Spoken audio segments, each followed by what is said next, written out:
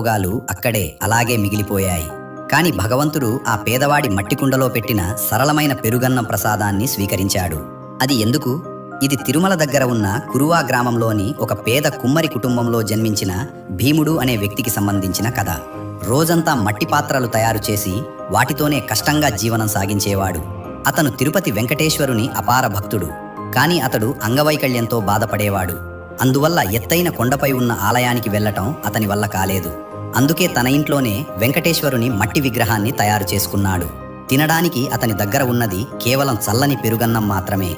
దానిని తన చేత చేసిన మట్టి పాత్రలో నింపి కన్నీళ్లు పెట్టుకుంటూ దేవునికి నైవేద్యంగా అర్పించేవాడు. మరోవైపు చోళరాజు తొండమాన్ ప్రతిరోజు గర్వంగా బంగారు పాత్రల్లో నెయ్యి మేవాలతో నిండిన రాజభోగాన్ని ఆలయానికి పంపించేవాడు. ఒక ఉదయం ఆలయ ద్వారాలు తెరవగానే పూజారులు ఆశ్చర్యంతో వణికిపోయారు. రాజు పంపిన బంగారు పాత్రల్లోని భోజనం ముట్టనట్టే ఉంది.